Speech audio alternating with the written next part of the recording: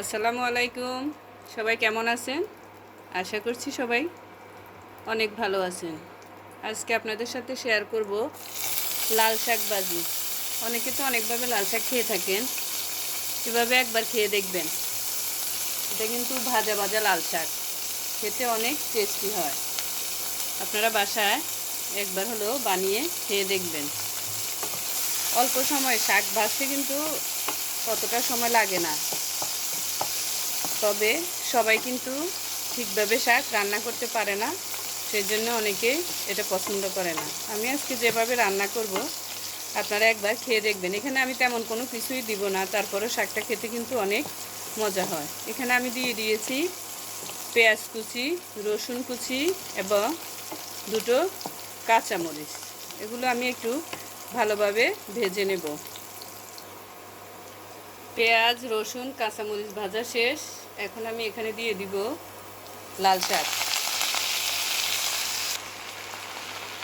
লাল শাক দিয়ে দিয়েছি, এটা আস্তে মিলিয়ে আসবে।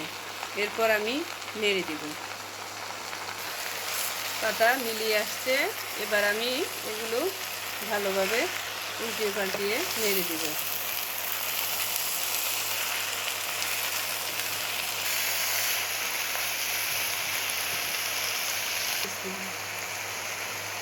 এখন দিয়ে দিব লবণ। আগে কিন্তু আমি লবণ দিই না, আপনারা লক্ষ্য করছেন, কারণ শাক এখন কমে আসছে। লবণের মেজারমেন্টটা এখন দিলে ঠিক থাকবে, নতুবা যখন শাক বসাবো তখন যদি লবণ দিই তাহলে দেখা যায় লবণ একটু বেশি হয়ে যায়।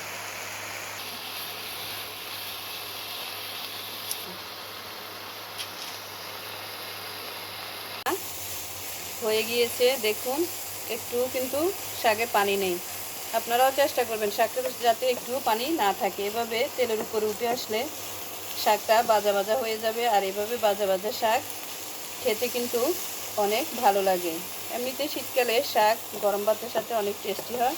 সাথে আমি কিন্তু পোড়া মরিচ দিয়ে দিব, তেলে ভেজে শুকনো মরিচকে এটার সাথে সার্ভ করব। আপনারাও বাসায় এভাবে চেষ্টা করবেন।